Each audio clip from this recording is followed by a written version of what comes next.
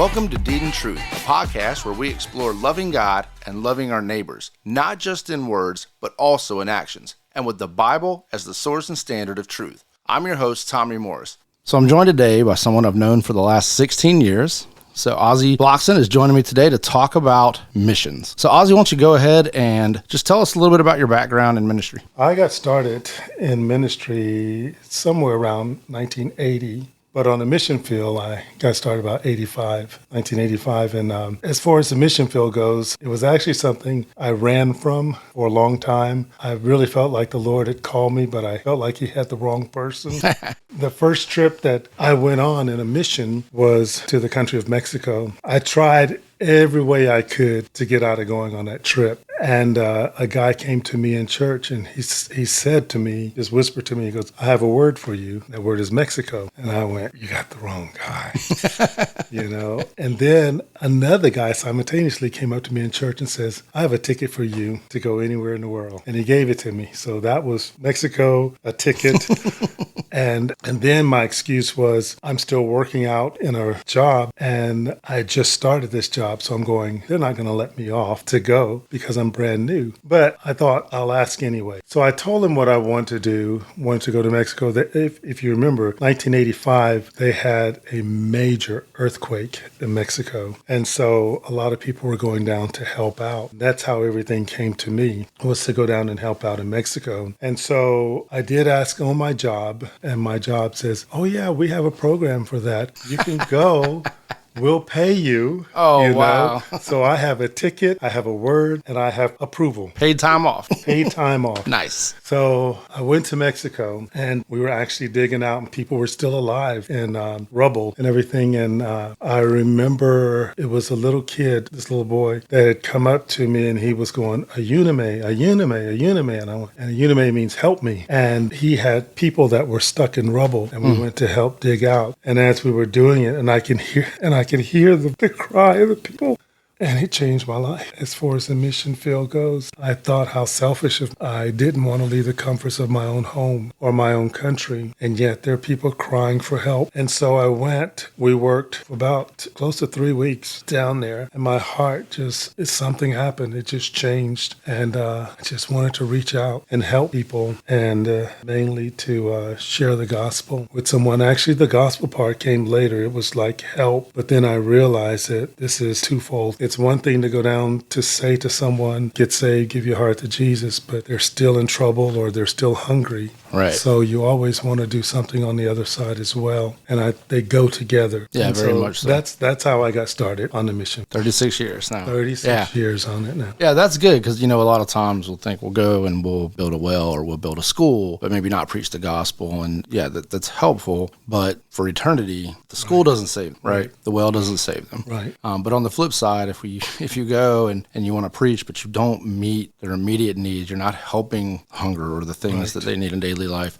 sometimes that can cause them to turn a deaf ear to you. And so it really is that two-part. So I'm glad that you mentioned that. I'll say, the cool thing is my first ever mission trip, I got to go with you, so that was pretty cool. And we went to India. I think it was 2008, I believe. So that was my first one, and I have not been on one since. I want to go on another one, but you have been on many. So over the years, where are some of the places that you've been able to go and to minister? Oh my goodness. We've been able to go to Japan, been to South America, to a small country called Guyana, Uganda, India, the northern part of India, which is called Kashmir, right on the Pakistan border. And there's always a conflict there. Been in the middle of it. I've seen that. Can't think of any other places. It's been a lot of places. I've been to, of course, Mexico, been to Canada, Alaska, Hawaii. I know they're in the United States, but they still need ministry. But God, goodness, He's allowed me to travel to so many places, meet so many people, share the gospel in so many places. And not only has He allowed me to go, He's given me favor in countries that I never thought. But if He say let's, I'll say go. So. Yeah, I think I could go to any major international airport, and there's probably somebody I'll bump into who knows you. Yeah. That's the way it seems. It's been said. So that's the way it seems, yeah.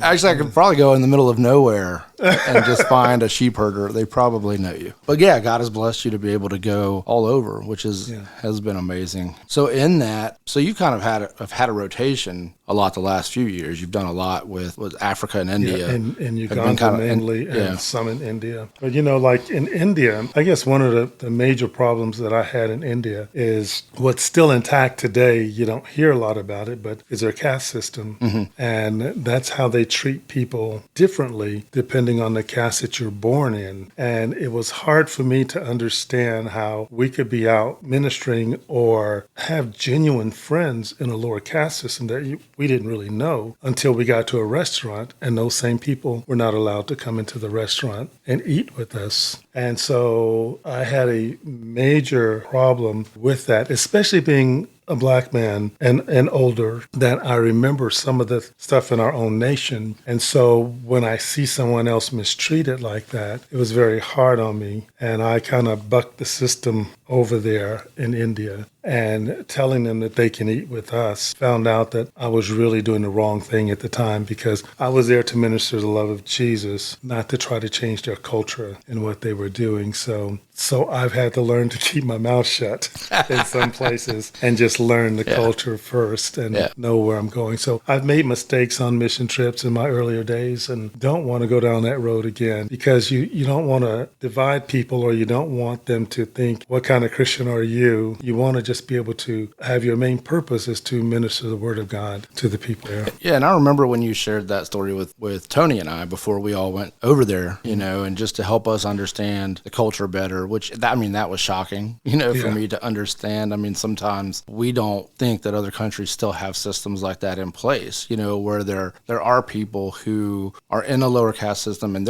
it's not like here. They're not getting out. Like there's no opportunities to move up. You're not going to see the lower caste person playing in the NBA or being a CEO executive or something like that. It's just a different thing. But I felt like it was important that you shared that for us, because a lot of times we can go onto the mission field with preconceived notions or a Western mindset, and we think things are going to kind of adapt to our knowledge or our ways, or we have the answer or whatever. And you, from experience, realize that just wasn't the case. That your place wasn't to go over there and change their system or their culture or the way they do things. It was to just share the love of Christ. Amen. and that be that, and let God work from there. Amen. So it was good. So with that being said, what other obstacles do you feel like you've kind of faced, maybe early on, or maybe even some of the newer ones on the recent trips? Have obstacles changed, or things, or some of the things that were difficult 25 years ago still difficult today? But just share some of that. I can say you learn a lot. You learn what to take, what not to take. But Uganda, we have been going there for more than any other places that I've traveled to. And so we've been going to Uganda now for 21 years. And so a lot of the kids that were born, I've seen them being born, dedicated them unto the Lord in the local churches there. And even a lot of them have named their kids after me,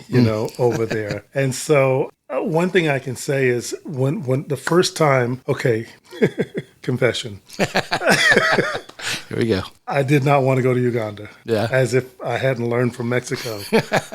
I don't know. It was just never on my mind. Someone talked me into going, and I literally went so this guy would get off my back. And I got over there, and I'd seen poverty before. I saw it in South America. I saw it in Mexico. It's almost like the Lord did it in stages. I saw poverty in Mexico, and then going to South America, it was worse in Guyana. And then I went to India, and that was a whole new line of poverty. Yeah, that was shocking for me. I'd never seen anything like that before. And then I went to Africa. I had never experienced anything like that in my life. The poverty, the hair falling out because of disease, and the big bellies, and the starving kids, and it was so hard to see that. And so my heart went out to that country, and I really felt like the Lord says, this is where you're going to be. And my previous senior pastor went with me on that first trip, And he even mentioned to the people that we want to partner with you and help. And so 21 years later, we're still there and we're doing these things. But what is so good is that when we first got there, we saw the pot bellies and the diseased kids and things like that. But since we've been there, we've seen a major transformation. We started off working with about 200 kids. Now we work with over 4,000 kids there. Wow. And very, very few of the big bellies. The big bellies really come from worms and things that are in their system. But we've gotten water wells so that they could have clean water. And that's mainly where they got the worms from, is the dirty water. But now we're seeing them with clean water. We see their bodies are much healthier. The hair is on their heads now, and they still keep it cut close for diseases and things getting in it. But it has been such a miraculous thing that's happened and we're just one little group here, Right. And we're doing this. So I know that if other people get out there that are called to the mission field and really kind of become a part, don't go in like you're the mighty savior, because you're just a servant, and you go in and you serve people, and with what you have you give, and God has expanded. People give to our mission all the time. I do have to say this. I'm about to go on a mission trip in a couple of weeks, and this was kind of an off-schedule trip because of COVID, but a lot of the kids are hungry, and so we're able to go over there and buy some more food and take them out to the villages. I mentioned it, and one person sent me a check for $20,000, just like that. Wow. Because they knew what I was going to do. And what we do is 100% of the money that they give to us goes. There's no middleman. There's no administrative cost. We pay for our own flights there, unless somebody gives us the money for the flights, which happens all the time. But the money that comes in for the mission, 100% goes to buying food, clothes, school supplies, everything, and I don't know how to say it any other way except for he has just given us favor with the finances and everything. Yeah, I think that's something that I've seen over the years with you. Every time we talked about a mission trip that you're going on, God just blesses time and time again, and times where it's even questionable, like are we gonna make the finances that we need? And God comes through over and over and over, and it's been a blessing. And I think part of that is that your faithfulness in saying, we're not keeping any of this. This isn't marketing expenses. This isn't, media, or we're paying this admin person or that person or executives, that is all going towards the ministry for the people in that country, and I think God just continues to bless that and your heart for them. He has. Yeah. He has. So in all the years, I want to hear maybe some of the stories, the testimonies that have come from some of the things that you've seen. Like you just shared one and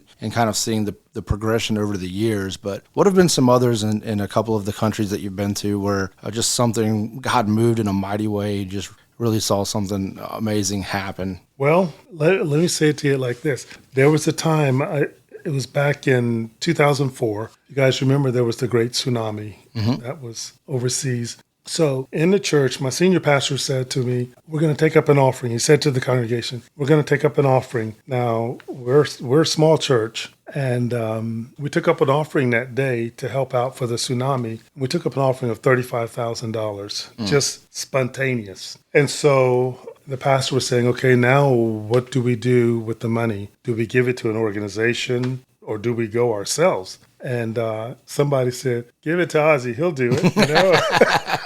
He'll know what to do with it. And so, of course, I took on the challenge. And then another man came up to me in church and said, let me take you to China first. And we can buy food and supplies there in China. And it'd be a whole lot cheaper than getting it there and everything because of the gouging at the time. Right. Because of the tsunamis. And this was in India, the Andaman Islands, places like that. So I said, okay, trip to China, get to go to China. And so I told the senior pastor, and I said, the guy said, I can take one more person with me. That's as far as that got. So we went. And so when we got there and we purchased all this food and oils and things like that for the people, then the guy said, hold on just a minute. And he called a partner of his, and he ended up paying for everything. Wow. We still had $35,000, Wow. And so he paid for everything. And then we left and went to India with all of this money. And so we started going down the shoreline in India and buying things and out to the Andaman Islands and buying things for people, clothes, blankets, cookware, you name it. We just purchased. And there's a miracle coming in here, so bear with me on this, okay? But we bought all of this stuff, and we had taken two of the local guys in India out of a place called Chennai, and we took them with us, and they went to the Andaman Islands with us. And so we get back on the mainland of India, and one of the guys says, "Is there any way you can help my village?" I said, "Man, you've been with us all this time, Right.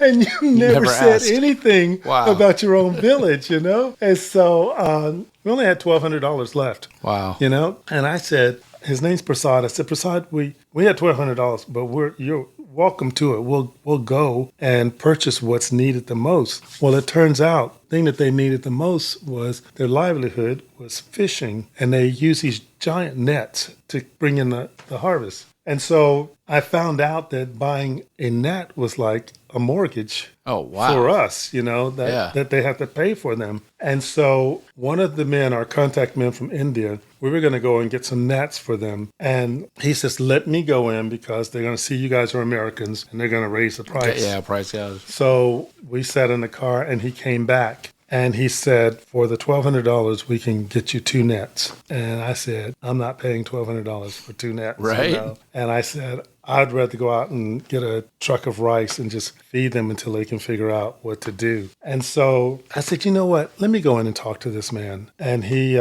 says, you're not going to get anywhere with him, And I said, I have nothing to lose. Right. Okay. Not at that right point. now, we're not getting them. Right. But they need nets down there. And so I went in. And I told the guys that were with me, I said, you guys just be praying. I believe God's going to move on this man's heart. And so we go in there. They wait outside. They could see me in there talking to this man. And so I guess about 40 minutes later, I walked out with 18 nets. Wow. 18 nets. That's amazing. Our contact person said, how did you do that? I said, just load the vehicle and let's leave before this man realizes what he's done. Right. He comes back to his senses. So anyway, and we went into that village and man, they had a festival like you wouldn't believe because their hope had been restored in there as well as an opportunity that we had to share the gospel in that place, Something that we couldn't have never orchestrated ourselves, but it happened and God blessed it. And so we saw people come to the Lord as well as the joy of being able to go on in their life, They still had to rebuild their homes and things like that, but they were able to get the food to eat and be able to sell, to survive. And so they had put up banners and everything when they knew we were coming with all of this. And man, the reward, I've learned that you just can't outgive God. And we're going over to bless and turn around. God blessed instead, just to see those faces. The place where, or the faces that when we first saw them, it was like no hope until we got those nets and things and they were just excited. Yeah. I got to say this about you. The other thing that blesses me is that over the years that I've known you and you have shared with me numerous testimonies, the thing that just blows me away is that you never take it for granted. Like you are so moved every time God comes through with a miracle. I mean, it is so neat that it's not that you have not just, you don't have this like take it for granted attitude or this kind of flippant attitude that it's just become normal. Like it is a blessing to see your humility and even, I don't know, your brokenness for the people and then just the joy that you have and your reaction every time God moves. It's like every time you're just left in awe. And that, when you tell the stories, it's like you're feeling it for the first time. It's so, I love hearing your stories because the emotion in you is still so fresh and you're still so in awe of God and how he moves. And so these testimonies that you share, man, they are moving. So Man, I just always want to thank you for that. My pleasure. I love it. You know, they're not without problems as well. Well, I have two stories I can tell. I'm not sure which one I want to tell now. But, Tell them both. I can edit for time if we need to. Okay. All right. Well, one time in India, a guy had gone with me. His name is Fesso, and he lived on the West Coast, but he knew we went on mission trips and wanted to go with us. So one morning I said to Fesso, I said, let's go for a walk. I know of this place where you can take some beautiful pictures, you know. And I said, load a bunch of candy in the backpacks because there's going to be a lot of kids. You know, they're just everywhere, you know. I said, so do that. And so we did, and we went walking down this trail. And when we went walking down the trail, there were these girls that were there telling us to come a certain way, you know. And I'm going, we both kind of looked at each other like, what do we do? You know, what do we do? And so since we were together, we both went with the charade of kids behind us and everything, and about took our backpacks from us that had the candy in it, you know. Of course. But we get out to this place. We kind of go through this thicket, and it opened up to this little village. Now, I'm not sure what was going on to this day, but God had a reason. And so when we get there, there's this concrete slab. It's about 4 feet off the ground. There's some stairs up to it, and they had 2 chairs on it, and they put both of us in the chairs on there. You know, your mind wanders. You're in a foreign land. Right. You're in the middle of the jungle somewhere, and you know no one speaks English, and so we're a bit nervous, thinking this slab, the Aztec, Mexico,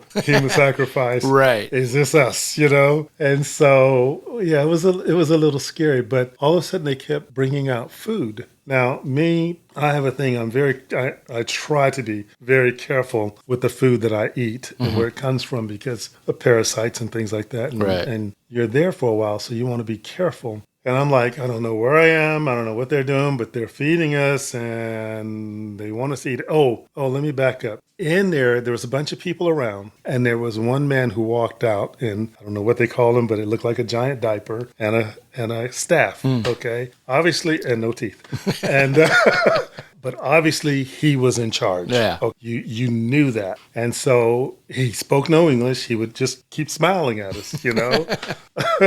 With no teeth. So, with no teeth.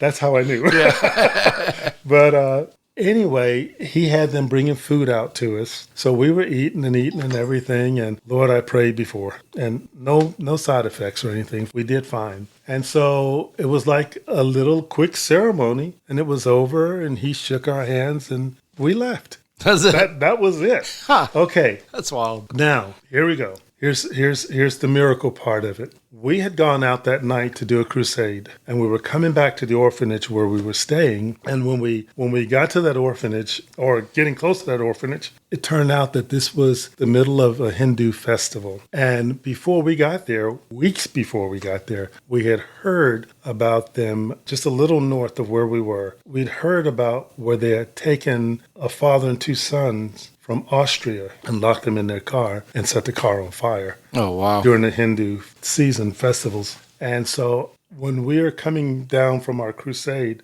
down these single lane roads, the people had completely engulfed the roads. I mean, you couldn't get through because of all the people. They started shaking our car and everything like that. And we could hear people were praying and people were scared and we didn't know what was going to happen. And so all of a sudden we're sitting there and I see the old man with no teeth smiling. And he walks up. Oh, let me back up.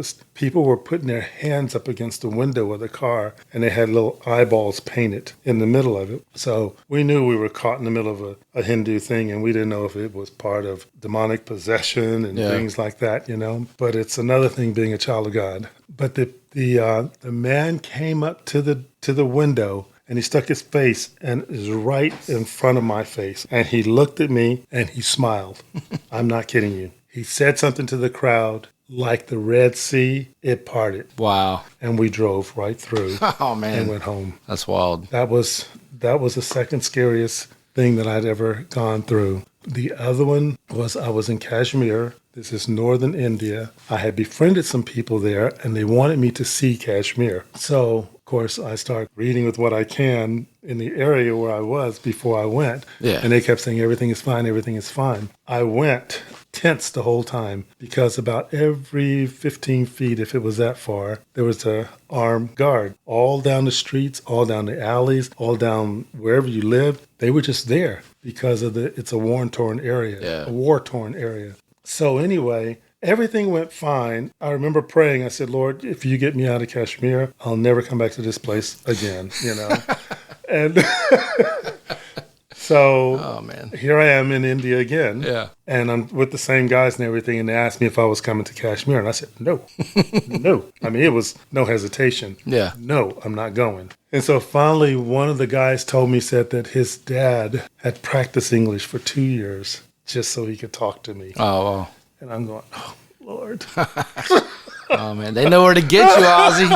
They know where to get you. Just so that he could talk to me. And so I went again, but this time the dad said, will you share the gospel with us? Now, I am in a place that is just about 100% Muslim. And he said, will you share the gospel with us? And he actually brought his family in and allowed me to minister the gospel to that family. And no one came forward, but the seed was planted. It was definitely planted. And so then I told the guys, I said, after everything was done, I said to them, there's a curfew in that territory. And I said, you guys need to take me back to my hotel so that we can beat the curfew. So we're leaving their house and they're headed to take me to the hotel, and we get stopped by the police and they search all my stuff. By the way, they're holding guns at my head. And so I had nothing to hide. They went through my stuff. They turned my laptop on and everything.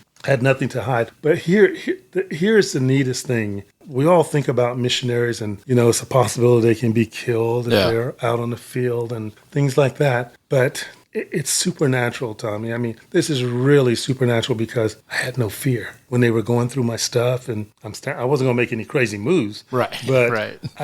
I had a peace. That peace that passes all understanding, Yes, right? Yeah. That was right there, And so I'm standing there and I just watched it, and they'd been drinking. You can smell the alcohol. So they're trigger happy, Right. And so they checked everything out, and I told them the name of the hotel I was going to. They were escorting me back, and then they were going to be coming back, but that still would have gotten back before the curfew, So after they held me up for a little while, they just said, let me go, and let me go. Yeah. And it was the strangest thing, the strangest feeling, but it was just the hand of God upon my life protecting me, because even I felt at that point, he's not finished with me yet. And so I believe that's why that peace was there, because I knew I wasn't done. But the enemy that we do have, I think the mere fact that I shared the gospel up there, he put stumbling blocks in front of me to try to scare me to not doing it again. Incidentally, I've been back again. Yeah.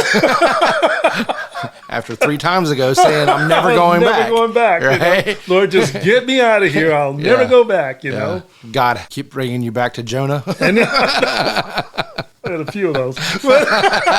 You've had a few Ninevehs, huh? Yeah. A few Ninevehs. Right, Not there, God. No. Yeah. Not only are you going, you're going multiple times. It's like it's so funny because I can't tell you how many times I said to the Lord, you got the wrong guy. you got the wrong guy.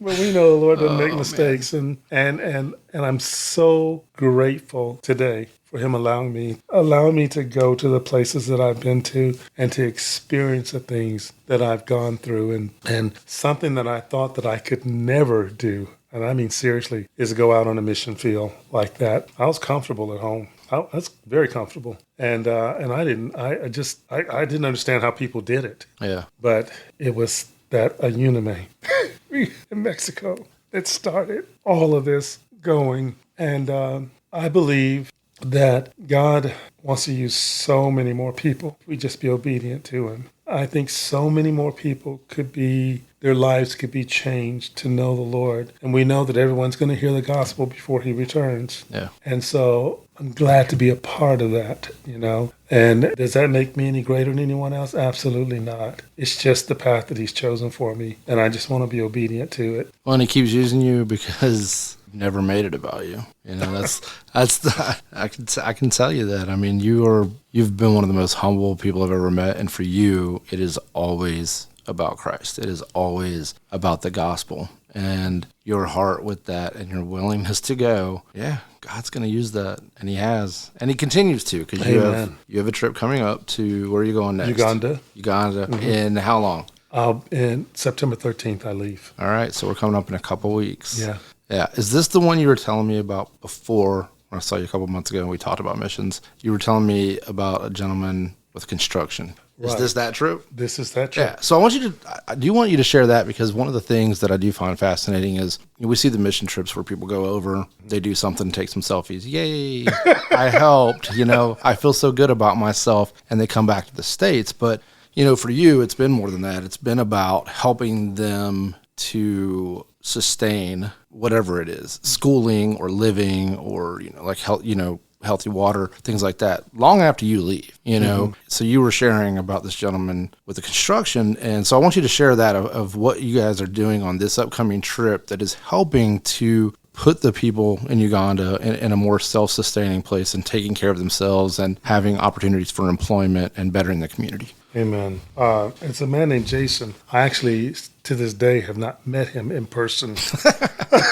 That's an Aussie thing right there, man. That is such an Aussie thing. But he heard about me through some people, and they put him in contact with me. Why he chose Uganda, I don't know, outside of the Lord laying this on his heart. But he said, I want to, and backing up a little bit, we go over and we feed and we teach and do things like that. This is now another step where we teach them to fish and not just give them fish. And so what he wants to do is to go to Uganda, figure out how he can set up a business. He's a roofer. He has a company, but he wants me to take him to Uganda, introduce him to people, and get a business set up there. That a lot of our guys that are in the orphanage that are up to age of working, he wants to teach them roofing, hire them on his company, with his company that he wants to set up over there, and give them work to do to earn a living. Yeah. That, like a lot of them, okay, for instance, I know people over there that getting married, they're having children, but they have no means of supporting.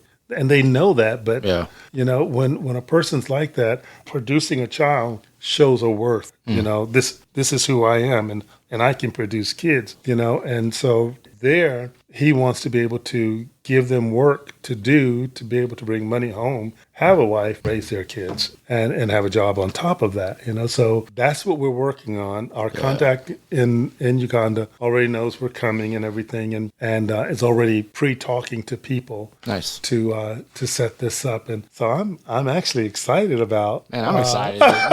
That's, yeah. And that if this is going to be able to work out and everything, this is an experiment, Right. I've never done this before, but it seems like it's a door that the Lord has opened, and I want to walk through it and help get things set up for them, because it's going to help out in two ways. My money, because I send money over there all the time to I probably have 6 requests today, but it would help when they're working over there and they won't be asking as much, and we'll always help. I know that, but if they're able to work and get jobs, it would just, Uganda has a wealthy and a poor. There's really no middle class. Yeah. You either have it or you just don't.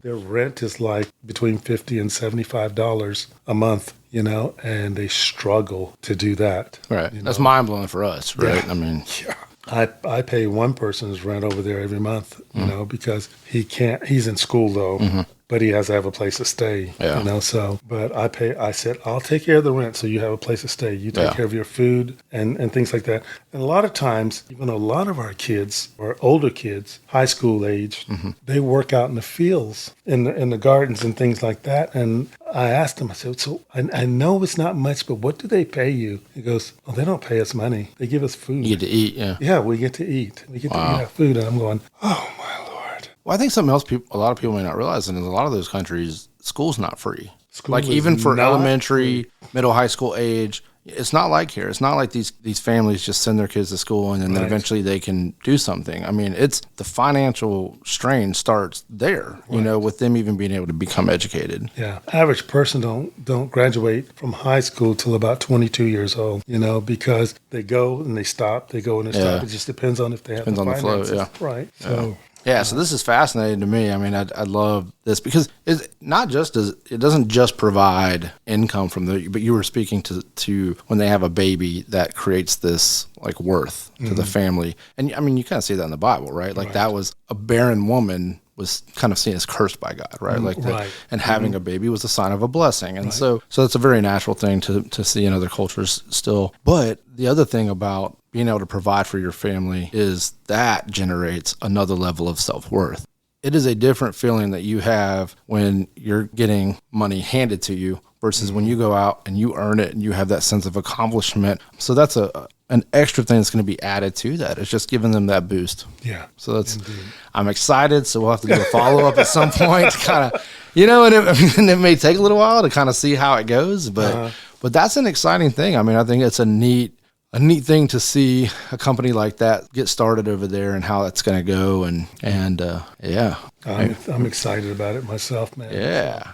Yeah, that's going to be cool. All right. Well, do you have any other parting thoughts about the mission field or anything to maybe words to speak to those who may be looking to start, going on mission trips or interested in the mission field? If your listening audience or whoever hears this, if they're interested, let me know, and I'll be glad to talk to them. Just ask around. Somebody will have his number. Don't worry about it. But really, you can give my number out. I don't have a problem with that. But I would be glad to talk to them about going. Doesn't mean necessarily they're going to go. Yeah. But I'll be glad to talk to them about it and see where their hearts are, because this is not when we go on these trips. This is not just to trying to think of the words that. It's not a spectator's thing, and you have to be engaged, and your heart needs to be right. Yeah. And these kids know. I mean, they know love. That's one thing they know. And when your heart's right, man, they're going to be all over you. They're just going to love on you, and you're just going to fall in love. I mean, that really is the thing is knowing where someone's heart is we're not going over there to kind of virtue signal. For ourselves. Be the gods of America is what I want to say. Everybody knows America is a very wealthy country. And so sometimes we go, and I have to admit, I've had people on my teams like that, but they go acting like they are the Savior instead of Christ. And so that's not what this is all about. Your heart will have to those people wherever you travel to, and not just a 2-week thing where, you've stepped into a new world and now you're going to step back out into your own world and forget about what you left behind or what you saw behind you. You just got to have a heart for it. You have to. And that's what I want. The other thing I have to say, you have to be a Christian. If you're not serving the Lord, you don't love the Lord, this is not the trip for you. It really isn't. We go in the name of the Lord, and the Lord takes care of it like he sees fit to, and he does. I thank you very much for your time today. Thanks for sharing your heart, pleasure. Man. Yeah, I really appreciate it. And I look forward to hearing stories from the next one, and I look forward to getting back out on the mission field with you. Amen. So going in March, taking a big team in March. So in confessions to this, I actually reached out to Ozzie recently because my wife and I are praying about connections in Zambia, actually, to do ministry in Africa. And so we are looking at a trip in June right now, at the end of June.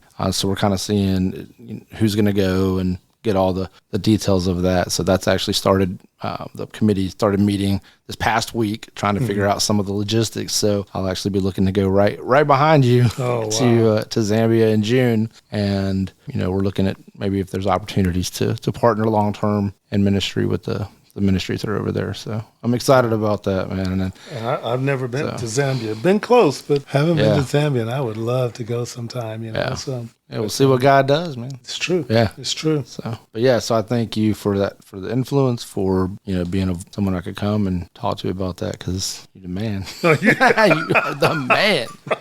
So, yeah. All right. All right, cool. Well, thank you very much, man. And my pleasure. Until next time. All right. Thank you for listening. Be sure to tune in every Monday as I have a special guest in the studio to talk with me about what it is to love God and love our neighbors in both deed and in truth. And check us out every Friday for a new episode of Freestyle Friday. Be sure to subscribe on your favorite podcast platform so you don't miss an episode. Leave us a review and go ahead and share the podcast with your friends. You can also check us out online at deedandtruthpodcast.com, and you can connect with us on social media. We're on Twitter at deed_truth, and you can find us on Facebook, Instagram, and YouTube by searching the Deed and Truth Podcast. All right, until next time.